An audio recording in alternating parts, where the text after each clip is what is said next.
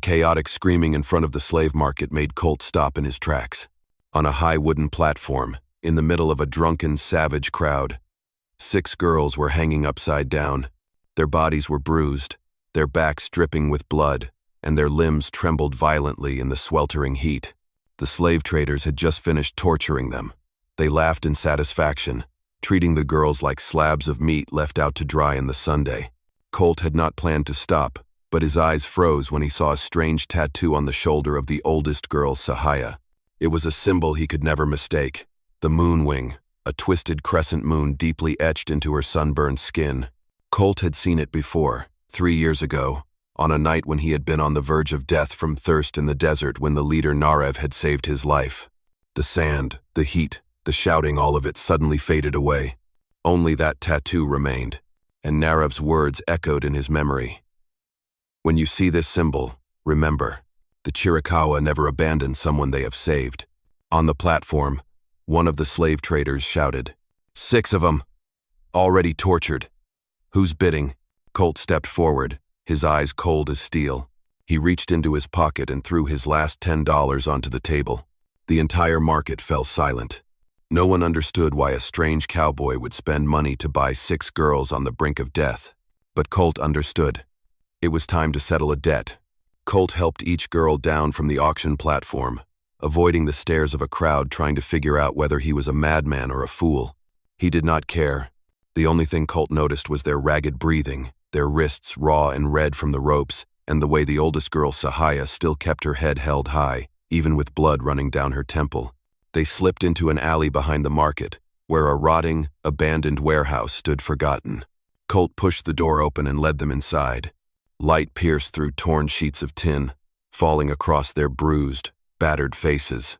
Sahaya helped the girls to the ground, the 6 of them curled up like baby birds fallen from the nest.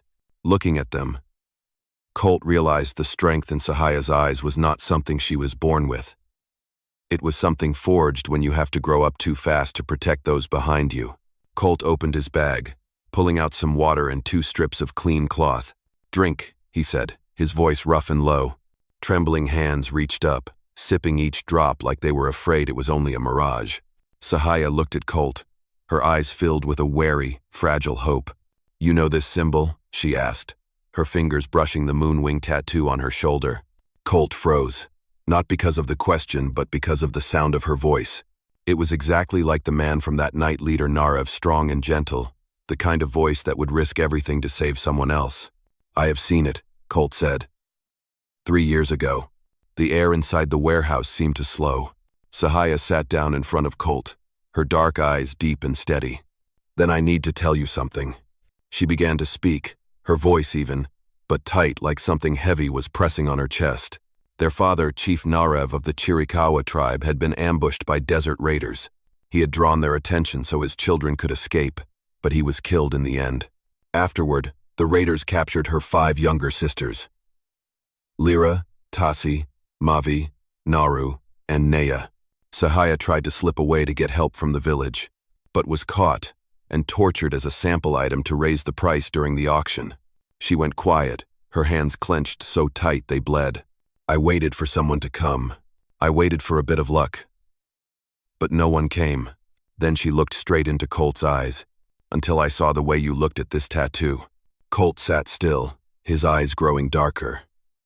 In his mind, the memory of that desert night returned when he was dying of thirst, and Narev knelt beside him, offering water to a stranger and saying, "The Chiricahua never abandon one of their own." Colt took a deep breath, as if swallowing the rage rising in his chest. "Where are they?" "Devil's Cut," Sahaya answered. "Where the red rocks rise like walls and the wind howls like wolves. They are resting the girls there tonight. Tomorrow morning they split them up and sell them off." Colt stood, reloading his Winchester rifle. "I owe your father my life," he said. "Now I repay that debt." Sahaya looked at him, and her eyes held more than gratitude. They held a fragile belief, not yet daring to hope. "Just the 2 of us?" she asked. "No." Colt tightened the horse's saddle strap. "It is me and the 6 Kashari girls." "That is enough." Outside, the sun was setting. Inside that dark warehouse, A journey had just been decided, a journey written in blood. The desert wind kicked up a wave of red sand as Colt and Sahaya stepped out of the warehouse. The sky had turned a burning bronze. The last rays of sunlight hit the earth, as if trying to melt everything beneath them. Colt led his gray horse, while the 6 Apache girls walked behind, pushing forward despite the wounds on their legs. Colt did not say much. He bent down and picked up a shard of broken glass lying in the dirt. There was a streak of dark, dried mud on it. He held it up to the sun, squinting. The wagon went southeast. They left the market this morning. Sahaya followed his gaze. Devil's Cut is in that direction. Colt gave a slight nod. He tightened the saddle straps and handed Sahaya a handful of dried meat. Split this with your sisters. Save your strength. It is a long way. The group set off across the barren land, stepping over jagged rocks and endless shifting dust. Lyra and Tassi stayed close together. Mavi staggered every now and then from the pain. Little Naru and Nea clung to the hem of their sister's dress. They did not cry. They did not complain. They walked in silence like those who had already learned how to endure. Colt finally spoke. These raiders, are they strong? Sahaya replied, her eyes locked on the horizon. They have no honor. They follow the law of the desert prey on the weak. Colt let out a dry, bitter chuckle. Then tonight, we show them what it means when prey bites back. They continued forward.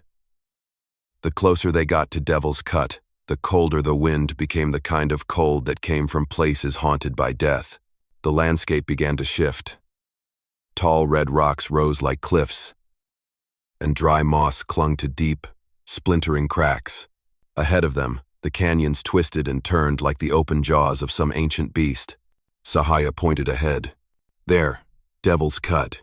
In the shadow of the setting sun, the place lived up to its name, a deep, narrow wound in the earth, so tight that even light struggled to reach inside. Colt crouched and examined the ground. Fresh wagon tracks, still warm ashes, the familiar smell of strong liquor and salted meat from the raiders. They are close, Colt said. No doubt about it. Behind him, Mavi asked in a shaky voice, Do you think we can really do this?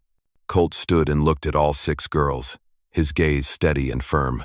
I have been unsure about many things in life, but there is one thing I know for certain. He pulled out his Winchester, the safety clicking into place with a sharp snap. Your father saved me from death. Tonight, I save his family. Sahaya looked at Colt for a long moment, then nodded. Then tonight, we go down there. Colt led the group into a narrow crack between the rocks, hiding beneath the growing shadow of night. He studied the path, the wind's direction, each cluster of stones that might echo the sound of footsteps. As darkness fell, Colt knelt on one knee, facing them all. No one gets left behind. No noise. When I give the signal, run. Sahaya placed her hand on the hilt of her Chiricahua blade, her eyes sharp and cold, forged in the fire of vengeance. Devil's Cut will hear our voices, but they will be the last sounds those raiders ever hear. The wind howled harder. The night sky cracked open, revealing a blade-thin sliver of moonlight. Colt gave the signal, and the group began to crawl down into the ravine, stepping straight into the den of the human hunters. Night fell fast, like a black blanket thrown over the desert. Colt lay flat against the ground, his ear pressed to the cold sand. The wind howled through the canyon, blending with the scraping of stone, but beneath it all, he could hear it. The slosh of spilled liquor, drunken laughter, and the clash of metal. They were right below. Colt gave a signal with 2 fingers. Sahaya nodded. The 6 Kashari girls hugged the rock wall, trembling with nerves, but their eyes were lit with resolve. The raiders' camp appeared below, nestled deep in the canyon like a pit of fire. 3 flickering campfires lit up the flushed faces of men, drinking, playing cards, and shouting. 6 hide tents formed a loose circle. Nearby, horses were tied in a crude rope corral. Most important of all, one tent stood apart, darker than the rest, with 2 wooden stakes planted at its entrance, a mark used to signal valuable cargo. Sahaya whispered, My sisters must be in there. Colt nodded, his eyes sharp as a freshly honed blade. Wait while I take care of the guards. 2 men sat in front of the main tent, hands resting lazily on their guns, heads nodding like they were about to fall asleep. Colt crept in from behind, his steps blending with the wind. He crouched low and tossed a pebble to the right. The faint clack made one of the guards snap upright and turn. One swift strike with the knife. The second guard barely had time to turn before Colt grabbed him, silencing him with a blade between the ribs, clean, quick, deadly. No scream, just one strangled breath. Colt gave the go signal. Sahaya crawled straight to the dark tent. She pulled her knife and slit the bottom edge, slipping inside. Lyra, Tasi, Mavi, Naru, and Naya were tied to wooden stakes, cloths stuffed in their mouths, their faces bruised but their eyes still alive. A gasp broke the silence. "Sister, you really came." Sahaya cut the ropes and embraced each of them. Outside, Colt stood guard at the entrance, ears tuned to every sound.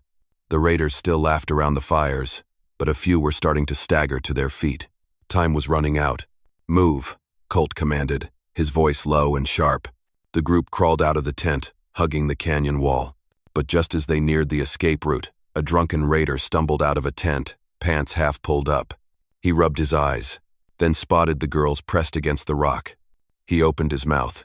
Colt's knife flew into his throat before he could shout, but the body hit the rocks with a heavy thud, loud enough to shatter the silence. Another man looked up from the fire. "Hey, you guys hear that?" Colt yanked the group into motion, but they had barely taken 10 steps before a gunshot rang out. "They are escaping. Get them." The canyon exploded. Bullets ripped through the air. Sparks flew from stone. Screams echoed like demon breaking loose. Colt took the rear, firing back one shot at a time. Sahaya led her sisters through the darkness. The escape had begun wild, blazing, and with no way back. "Thank you for being here with me. Let us know where you're watching from. And if this story touches your heart, please subscribe to support me. I just hope you're safe and happy wherever you're listening to this story." The entire canyon of Devil's Cut erupted like a barrel of gunpowder set aflame. Gunfire thundered again and again, bullets tearing through the air and sparking off the red stone walls. Colt ran in the rear, twisting mid-stride to fire back, each shot coldly precise. But there were more of them than he had expected. The liquor in their blood made them reckless enough to charge forward without fear. "Run! Do not look back!" Colt shouted. Sahaya carried little Naru and Naya toward the rocky slope that led up to the canyon rim. Lyra, Tasi, and Mavi ran right behind her, gasping for breath, bare feet slamming against the earth. Behind them, the raiders were closing in, boots pounding, horses shrieking, the wind splitting under their speed. A bullet grazed Colt's shoulder. He rolled behind a boulder, took down the shooter with one clean shot, then kept running. Sahaya turned to yell, "Colt! They are mounting up!" Colt looked down into the canyon. The raiders were now on horseback. Their shots were no longer wild but focused, targeted. If they charged on horseback, the whole group would be crushed in less than a minute. Colt sprinted ahead, pushing everyone toward the left. "Do not run out into the open desert. They have horses, we do not." "Then where do we go?" Lyra shouted. Colt pointed toward a narrow, jagged crack along the rock face like the open mouth of a stone serpent. "Devil's Hollow. We lead them in there." Sahaya understood instantly. "A terrain trap." "Exactly. I hunt better in a cage." They dove into the narrow passage. Sharp stones slashed at their feet, their breathing now sharp and jagged like knives. Behind them, the raiders screamed like beasts driven mad. The new leader, a blond man with a dragon tattooed across his face, yelled out, "Cut them off. Do not let them into the hollow." 3 riders surged ahead, gaining fast. Colt spun and fired one bullet straight through the chest of the first man, flinging him off his saddle. The other 2 charged, guns blazing, shouts echoing off the stone. Sahaya shoved her sisters tight against the canyon wall. Colt leapt onto a small outcropping and dropped to his belly, aiming. One shot, the second horse collapsed. The last raider jumped from his saddle and returned fire, the bullet slicing across Colt's neck like a streak of cold flame. Colt hissed through his teeth, "Go, I am right behind you." The group kept running. Their hearts pounded like war drums. Naru stumbled, her knee scraped open and bleeding. Colt swept her into his arms without slowing, as if she weighed nothing. The sound of hooves grew louder, echoing like thunder trapped inside stone. Sahaya shouted, "We are close to the hollow." Colt nodded, jaw clenched. "Hollow is the only place I have a chance 10 against 1. I still walk out." They reached the edge of Devil's Hollow, a wider canyon than Devil's Cut, with sheer walls perfect for sniping. The moon cast a silver glow, lighting every jagged edge. Colt set Naru down, breath ragged. Take them into that crevice. Keep them quiet. Sahaya gripped the hilt of her knife. What about you? Colt looked back toward the path they had just climbed where the raiders' torches were racing forward like a stream of fire. I stay here, he said, to greet them. The night wind howled. Devil's Hollow was about to become a battlefield. Devil's Hollow opened up ahead like the ancient jaws of a stone beast, wide and waiting to devour anyone bold enough to step inside. The cliffs on either side rose so high that only a sliver of moonlight cut through, just enough to reveal the thin mist and jagged rocks scattered along the ground. A perfect place for someone who knew how to use it. Colt did. He led the Apache girls into a narrow crevice hidden on the right side. Do not step out until I call for you, Colt warned. Naru and Nea clung to each other, trembling. Mavi struggled to steady her breath. Sahaya placed a hand on Colt's shoulder, her gaze hard as stone. You are not alone. Colt touched her hand briefly. A silent nod in place of thanks, then turned away. He climbed quickly up the left wall of the canyon, to a large outcrop jutting over the battlefield below. Lying flat against the rock, the only sound was the pounding of his heart blending with the wind screaming through the gorge. Below, torchlight began to appear like a stream of fire crawling into the den. Come out, you desert rats, one of them shouted. Horses whinnied, kicking up stone and dust. The raiders had split into two lines, guns ready, mouths full of curses. Colt closed his eyes for 1 second. Forgive me, Narav. Tonight, more blood will flow than honor. He opened his eyes, placed the barrel of his Winchester on the rock. The lead rider raised his lantern and Colt pulled the trigger. Boom! The bullet ripped through the air, drilling through the man's forehead like a grain of sand hurled by death itself. He dropped from the saddle, the lantern shattering, flames flashing across his horse's face and sending it into a frenzy. He is up there, take cover. Chows erupted. Colt fired a second shot, another man thrown backward, crashing onto his own. Third shot straight through the upper arm of a burly raider, who roared like a wounded bull. From her hiding spot, Sahaya watched, her grip on the Kashari blade tightening. Her eyes burned like embers feeding a growing fire. The blond man with the dragon tattoo who had claimed leadership by killing Narav roared, "Get up there and kill him. 3 of you, with me." 3 raiders broke off and began scaling the left wall. Colt saw their shadows crawling up toward him. Good, he muttered. He left his sniping post, sliding into a lower crevice to switch position.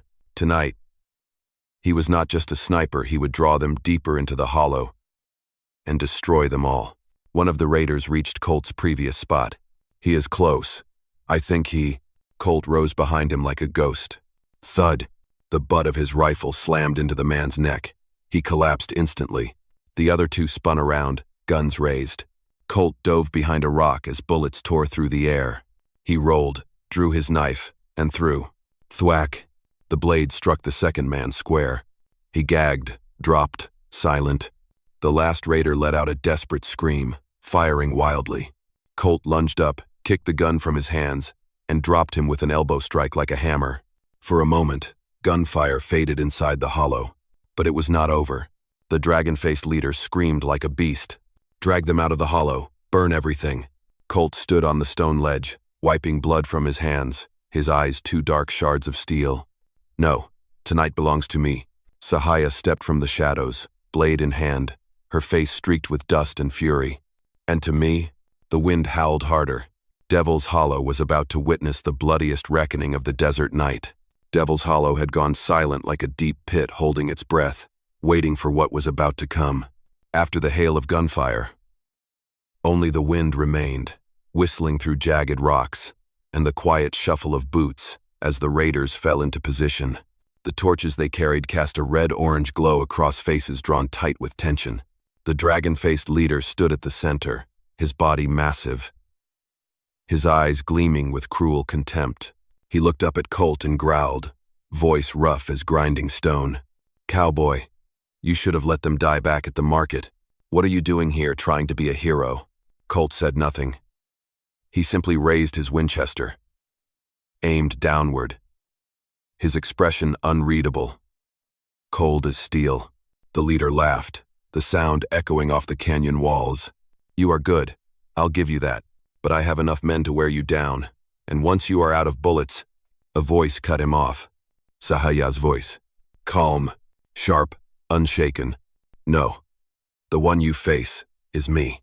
Every raider turned. Sahaya stepped out from the rocks, standing tall, her eyes shining like blades beneath the moonlight. Behind her, her 5 sisters stood, weary but burning with fierce determination. They were no longer the broken girls once hung upside down at the auction block. They were the daughters of Nerev. The leader's eyes narrowed, momentarily unsettled. "Ah, the old man's girl has sneered. He screamed your names when he died. Pathetic." Sahaya did not move. But she lifted her chin just slightly, and in that simple motion, Colt felt the unshakable strength of a warrior born. "You killed my father." The leader let out a mocking laugh. "He was weak. He threw himself at us trying to save you. That ending was his choice." Colt clenched his teeth. He wanted to shoot him right there, but then Sahaya's eyes flicked toward him, just for a second. A look that said, "Let me." Colt lowered his gun. The desert wind blew harder, carrying the chill of the night. Sahaya stepped into the center of the hollow, into the clearing between both sides. The leader stepped forward too. 2 figures, standing under the silver moonlight, surrounded by towering stone walls like a natural coliseum where the spirits of the canyon bore witness. A silence followed, one that felt like it could last forever. The leader charged first, fast and brutal like a wild animal cornered.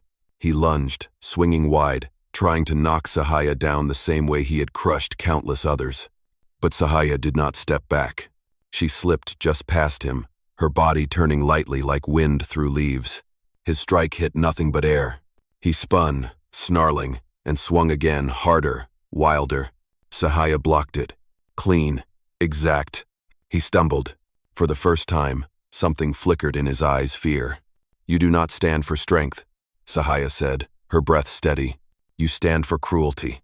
The leader screamed, charging one final time with all his might. Sahaya stood her ground, and with one swift, flawless motion she ended it. He collapsed to the stone floor. Colt descended from the rocks, watching Sahaya still standing there, her shoulders trembling not from fear, but from the weight of the pain she had finally laid down. Her sisters rushed to her, wrapping their arms around her, and the hollow seemed to exhale, releasing the breath it had been holding all along. Colt said quietly, "It is over." Sahaya gripped her blade, her eyes still burning. "No. Now, we bring each other home." Dawn slowly crept over the red rocks to the east. The first light of day spread across the desert like a thin golden ribbon, washing away the last shadows clinging to Devil's Hollow. No more screaming, no more gunshots, only the sound of cold wind and the weary but relieved breathing of 11 Apache girls. Colt cleaned up every trace, tossing the last torch into the ravine and letting the wind carry it away. When he turned back, Sahaya was helping little Naru to her feet. Her hands were scraped, her clothes torn, but her eyes, they had changed. Stronger. Steadier. The darkness of the red dune auction block was gone. "Let's move," Colt said simply. The group left Devil's Hollow, stepping onto open ground into more light and more hope. Colt's gray horse snorted but lowered its head patiently so the smallest Apache girl, Naya, could climb onto its back.